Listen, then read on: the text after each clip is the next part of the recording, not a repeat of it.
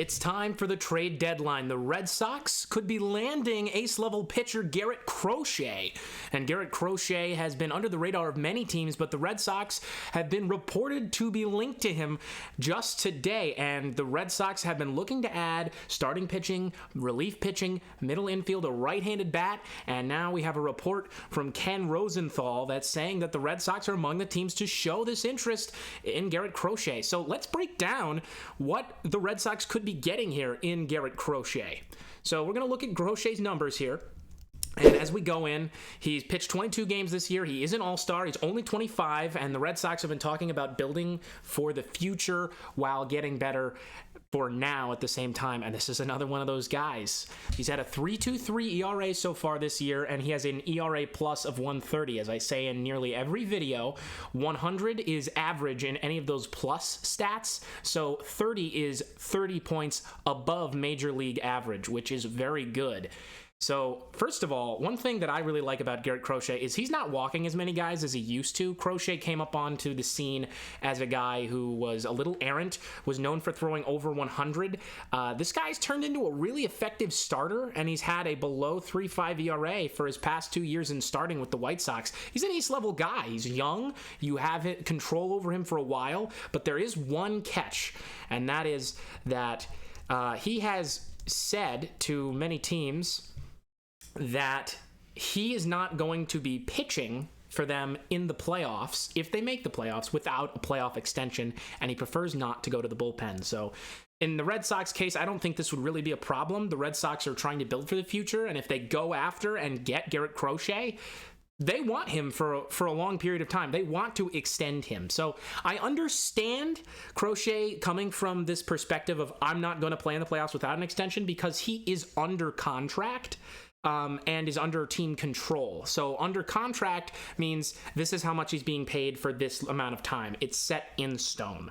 However, when you're under control, he might have years of renewability left, which doesn't include arbitration, which is after that. And arbitration is where a pitcher or any player whose contract is just expired for the season will go to a hearing, and the one side will say, this is what I think I'm worth, and the other side will say, this is what I think the player's worth. And then the arbiter decides, okay, we're going to side with this side. We're going to side with the team side. And then that's how they get paid. But they're under team control no matter what. There is going to be arbitration guaranteed. Someone's going to get paid money. It's just a matter of who's going to get the rate they want. So an extension would mean Crochet's going to get a certain rate, and you're going to get it for longer.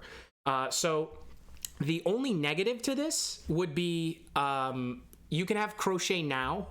If you traded for him, you'd be able to have him for a certain amount of time before you'd actually have to pay him more money. And so if you're paying him an extension, that removes some ability to sign a better player in free agency, someone who might cost more, re-sign more of your team. So Crochet's trying to secure his future somewhere rather than being in this process of, okay, the season's up, let me see if I can sign a contract that's worth my time, or am I going to just have to wait till I become a free agent at the age of probably 28? That's what he's trying to avoid. So that's the arbitration process, and that's what Crochet is looking for in any team that gets him. And I think the Red Sox can certainly provide that. But yeah, that's the big catch here with Garrett Crochet. This guy has been pretty much an elite pitcher from the time that he came into the league. Struggled a little bit in his second season. He was a great closer, great bullpen arm, constantly throwing over 100. White Sox fans I'm originally from the Chicago area. White Sox fans that I know absolutely loved this guy, and I did too. Never thought the Red Sox could even come close to getting their hands on him, but the White Sox have taken a turn for the worse since he came into the league. So that is all about Garrett Crochet's numbers. And now let's break down what his impact could be on this Red Sox team. So let's go right back to this graphic and look at his numbers again so we have a visual here. Garrett Crochet could just come in and be an ace on this team. Now, I also have this graphic here of Tanner Houck, who is currently the Red Sox ace, who's having a career year. His ERA plus is 158, so he's 28 points higher than Crochet, who's 30 points higher than league average. And Houck is also pretty young comparatively to the rest of the league, 28 years of age, under 30. He struck out 116 guys already, and he struck out more guys than he's allowed hits, which is awesome. He's only allowed 6 home runs, even though he's been a little rough just past the All-Star break. He's got to get his numbers back up and his consistency back. But for the first time in a long time, he's been walking less guys than he ever has, and he's been striking out at the same rate. He's found the strike zone this year. Tanner Houck is a righty, and Garrett Crochet is a lefty. So what I'm really saying here is this could be an incredible young 1-2 punch that could turn into one of the best in all of baseball. This would really bolster the Red Sox chances to win a World Series, in my opinion. Not just make the playoffs, but win a World Series. When you talk about winning in football, in basketball, in hockey, in any sport, it all usually comes back down to defense. And if you're playing hockey, goaltending as well is part of defense. But defense wins championships. Now, in the NBA, that might not be true anymore because great offense can beat great defense in basketball. But in baseball, it's not only great defense, you need great pitching because the way your defense starts is by throwing the ball. Great pitching wins championships in Major League Baseball. We've seen great offenses before. Last year, the Baltimore Orioles pitching was good, and then this year, it's great at times, and now it's kind of off and on, just kind of like the Yankees this year. But great pitching is what gets you through. If you're going to win a game 1-0, you need to have great pitching. And in the playoffs, everybody's playing at their highest level. So this move for the Red Sox would bring in another guy who's an ace of another team. And he's either going to be the ace of the Red Sox or the number 2 guy, guaranteed. That's really where they'd put him, unless they think they could slide him to 3, or Alex Cora's got some idea where, Garrett Crochet could pitch out of the 4 spot and he'd be fantastic. But he's not going to be coming out of the bullpen for the Red Sox. This guy would be the number 1 or number 2. It'd be really a team-shaking move. I don't feel like I've given enough enthusiasm to it. If the Red Sox get Garrett Crochet, this team is completely changed. I mean, last year we were talking about, man, the Red Sox just aren't making moves. They're not getting the right guys, and when they do get the right guys, they just shipped off another guy who was the right guy. This year they haven't really sold anybody yet. And a lot of analysts, Jeff Passan was saying he thought that this could be some buy and sell.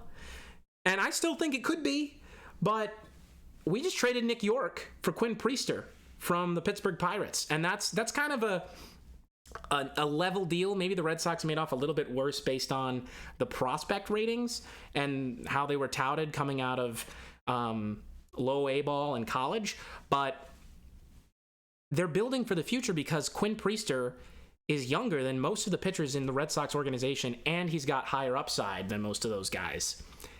So that's where they're building for the future, and they haven't really offloaded anybody from the major league staff. They have only added so far, bringing Danny Jansen, then they DFA'd Reese McGuire. And that's important. That's really important to show to the fans, hey, we're here. I mean, it's time. We're ready to win again. We were building. We've got a young core. Let's go for it. We've got Tristan Casas, who's under the age of 27. And we've got Ceddanne Rafaela, who's under the age of 25. We're ready to push. We're ready to go. And especially when your best player, your franchise player is under 30, now that's awesome. I mean, you're talking about some of the best franchise players in baseball that are like that. Everybody wants a Fernando Tatis Jr. and a Julio Rodriguez who's having a down season, and a Ronald Acuna Jr., guys that are the people who have brought baseball back to life for a younger generation. And that's what the Red Sox are starting to move towards. Hey, we got younger. Hey, we want to build for the future. We want to be competitive for decades. And for the first time in Red Sox history, that might be what they're about to embark on. The Red Sox are great right now. They are. So with that being said, will it happen? Will they go and get Garrett Crochet? I'm thinking that there is a good chance they do. And if they do, that means that they are willing to part with one big part of their system, the minor league system, that is. And I'm thinking it's going to be Roman Anthony, because it's hard to see the Red Sox part with Marcelo Mayer before he ever gets to the big leagues, unless they can get blown away. Because Marcelo Mayer was the first pick of the future of this team. And granted, I know Mayer was not picked by Craig Breslow, who is currently the president making all the decisions, trades-wise, for the Red Sox. But at least to me, and I feel like other Red Sox fans have felt this way before, but I only speak for myself here, Mayer has represented the future of the Red Sox. But the future of the Red Sox is kind of here right now, a lot of it. And I feel like Roman Anthony has been more of a exponential riser since he's come onto the scene with the Red Sox in their minor league organizations. And one of these guys is likely not going to see much of the field in Worcester.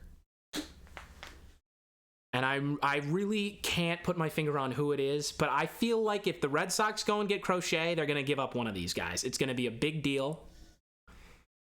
But maybe we can get lucky and we'll keep both and something else will go.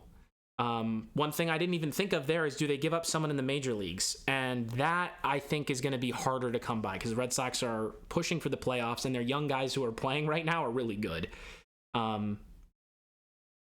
So those are my thoughts generally on Garrett Crochet. I do lean towards this happening. I'd say about 55% the Red Sox will do it. The only way they won't, and that's the other 45%, it's 55-45, pretty close. The only way they don't do this is if they just don't want to part with one of those young guys, which I would understand.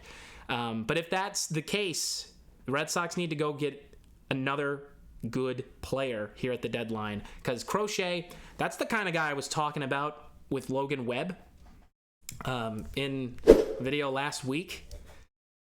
Because, those are the other guys. Those guys both got traded. He's now back on the Atlanta Braves, and he's now back on the Cleveland Guardians. But that's besides the point. Logan Webb was the guy I was thinking about as a wild card for the Red Sox to go after. You want to get younger? You want to build for the future? You want to bolster your staff with a really good arm? Logan Webb's the kind of guy. And I think Garrett Crochet's better than Logan Webb in this case because he's younger. He throws a little harder, and I think that he could work out really well with the Boston Red Sox. So those are my thoughts. Stay tuned. Deadline is coming up faster than you know it. Make sure that you subscribe to catch all the Red Sox news for the rest of the season and onward, and for the rest of this trade deadline. Thank you all. I'm Evan Sharrard saying so long once again.